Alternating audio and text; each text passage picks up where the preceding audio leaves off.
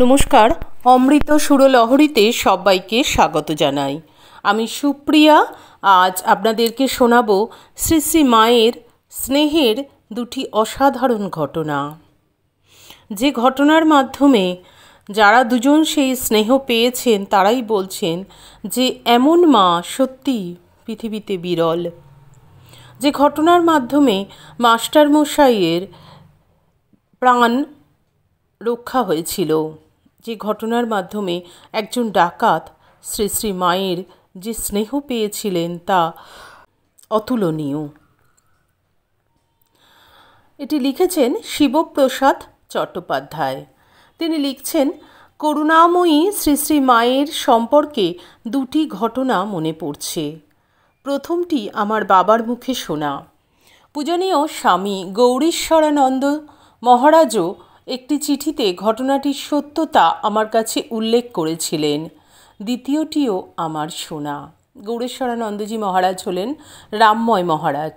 কিছুদিন আগেই আমাদের এই চ্যানেলে রামময় মহারাজের সঙ্গে মায়ের যে সম্পর্ক, মায়ের যে কথোপকথন, মায়ের সান্নিধ্য তিনি কিভাবে পেয়েছেন, এগুলো আমরা আলোচনা করেছি।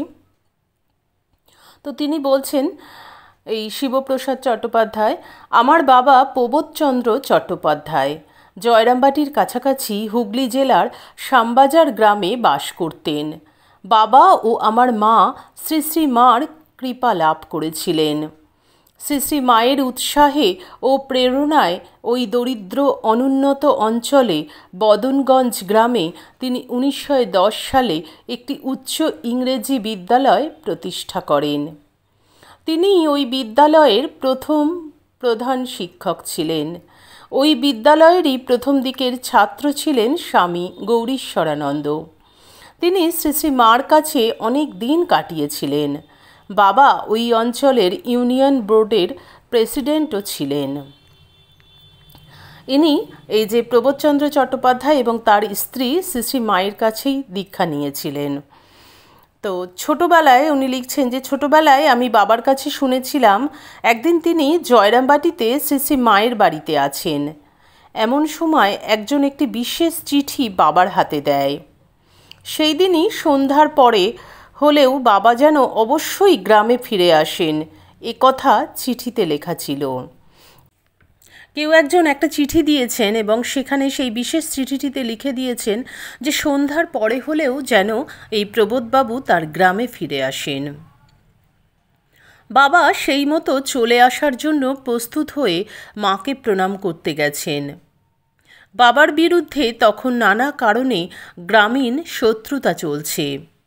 পরে জানা গিয়েছিল যে ওই রাত্রে নির্জন খালের ধারে বাবাকে মেরে ফেলার এক ষড়যন্ত্র করে ওই চিঠি পাঠানো হয়েছিল। শ্রী শ্রী মা চিঠির কথা শুনে বললেন, যার চিঠি তার হাতের লেখা তুমি চেনো? বাবা বললেন, হ্যাঁ মা, অমুকের। যে চিঠি নিয়ে এসেছে তাকে তুমি চেনো? বাবা বললেন, না মা, চিনি না। শ্রী শ্রী মা বললেন, না বাবা, আজ রাত্রে যেতে হবে না। কাল সকালে অন্য রাস্তা দিয়ে মরাগেড়ে হয়ে অম্বিকা চৌকিদার ও রামময়কে সঙ্গে নিয়ে যেও। শ্রী শ্রী মাকে প্রণাম করে বাবা বললেন, না মা, আজ যাব না, আপনার কথা মতো কালই যাব। শ্রী শ্রী মায়ের আদেশে বাবা সেদিন না গিয়ে পরদিন সকালে অম্বিকা চৌকিদার ও রামময় মহারাজকে নিয়ে মরাগেড়ের পথে গ্রামে ফেরেন। বাবা বলতেন, যা হয় হোক, মায়ের কোনো আদেশ আমি কখনো অমান্য করতে পারিনি। বাবা তখনও জানতেন না তাকে হত্যার চক্রান্ত হয়েছিল সেই রাত্রে, কিন্তু সর্বজ্ঞ ও সর্বদর্শী শ্রী শ্রী মা তা জানতে পেরেছিলেন, তাই সেদিন বেরোতে নিষেধ করেছিলেন। বাবার মুখে পরে শুনেছিলাম যে একটি ঘটনা মিথ্যা সাজিয়ে বাবাকে খবর দেওয়া হয়েছিল, যাতে বাবা সেই রাত্রে রাস্তায় বেরিয়ে আসেন। অনেক ছেলেবেলায় এই ঘটনাটি শুনেছিলাম। তখন শ্রী শ্রী মার ঐশী শক্তি সম্বন্ধে কোনো কৌতূহলও জাগেনি। বাবা মারা যাওয়ার প্রায় ৩৮ বছর পরে রামময় মহারাজের কাছে ঘটনাটির সত্যতা সম্পর্কে জানতে 29/11/1984 চিঠি লিখি। তার উত্তরে 5/12/1984 তারিখে জয়রামবাটি থেকে রামময় মহারাজ আমাকে যে চিঠি দেন তার প্রাসঙ্গিক অংশ, হ্যাঁ, শ্রী শ্রী মা পূজনীয় মাস্টার মশাইকে, মানে ওই যে শিবপ্রসাদ চট্টোপাধ্যায়ের বাবাকে, রাত্রে যেতে বারণ করেছিলেন। পরদিন ভোরে আমাকে ও অম্বিকা চৌকিদারকে সঙ্গে নিয়ে মরাগেরের পথে যেতে বলেছিলেন। আমরা তাই গিয়েছিলাম। ঘটনাটি 1917 সালের। সত্যি মা তো অন্তর্যামিনী। মা বুঝতে পেরেছিলেন যে তার বিপদ আছে, তাই মা বললেন যে তুমি আজ রাতে যেও না। মা রক্ষা করলেন তার সন্তানকে। অপর ঘটনাটি এবার বলি। বলছেন, আমাদের বাড়িতে বাবার আমল থেকে এক বৃদ্ধ বাগদি ছিল। তাকে বাল্যকাল থেকে আমরা শিবু কাকা বলতাম। সেও আজীবন আমাদের তুই তুই বলে নাম ধরে ডাকত। শুনেছিলাম সে পূর্বজীবনে ডাকাত ছিল, পরে শ্রী শ্রী মায়ের প্রভাবে বদলে যায়। একদিন জয়রামবাটিতে শ্রী শ্রী মায়ের জন্ম উৎসবে সারাদিন আনন্দে কাটিয়ে সন্ধ্যার পর হেঁটে হেঁটে আমাদের গ্রামে ফিরেছি। শিবু কাকার তখন 85 বছর বয়স। চোখে ভালো দেখে না। বসে বসে হারিকেনের আলোয় তামাক পাতা কাটছে তামাক তৈরি করার জন্য। শিবু কাকা আমায় দেখে বলল, কিরে, এত অন্ধকারে এত দেরি করে কোথা থেকে এলি? আমি বললাম, জয়রামবাটিতে মার বাড়িতে উৎসব ছিল, সারাদিন সেখানে কাটিয়ে সন্ধ্যার পরে বেরিয়েছি, তাই দেরি। শিবু কাকা আমার দিকে তাকিয়ে জানতে চাইল, হ্যাঁ রে, অনেক ভক্ত, অনেক সাধু সন্ন্যাসী এসেছিল, খুব পুজো হলো, খুব প্রসাদ পেল সবাই? আমি বললাম, হ্যাঁ গো কাকা, অনেক সাধু সন্ন্যাসী ভক্ত এসেছিলেন, সারাদিন খুব গান কীর্তন পুজো হলো, অনেকে প্রসাদ পেল। আমার কথায় শিবু কাকা অঝরে কাঁদতে কাঁদতে বলতে লাগলো, আমি আর কোনো দিন জয়রামবাটি যেতে পারবো না রে বাপ। তোর বাবা জিনিসপত্র দিয়ে আমাকে জয়রামবাটিতে মায়ের কাছে পাঠাতো। আমি ছোট জাতের, কিন্তু আমাকেও মা বামুন কায়েতের ছেলেদের মতো আদর যত্ন করে খেতে দিত। আমাকে কত ভালোবাসত। সেসব আর কখনো পাবো না। শরীরের যা অবস্থা তাতে সেখানে যেতেও আর পারবো না। জানিস, একদিন মায়ের কাছে গিয়েছি। মা তখন স্নান করতে যাচ্ছে। মা বলল, শিবু বসো, আমি আসছি। একটু পরে মা স্নান করে এসে আমাকে গুড় মুড়ি আর অনেক প্রসাদ খেতে দিল। ভাবলাম, মাই তো মা লক্ষ্মী। মনে মনে করছি, ভদ্রলোকদের মতো মায়ের পা ছুঁয়ে প্রণাম করতে পেলে আশা মেটে। চলে আসবো বলে দূর থেকেই মাকে প্রণাম করছি। মা বলল, আয় শিবু, কাছে এসে প্রণাম কর।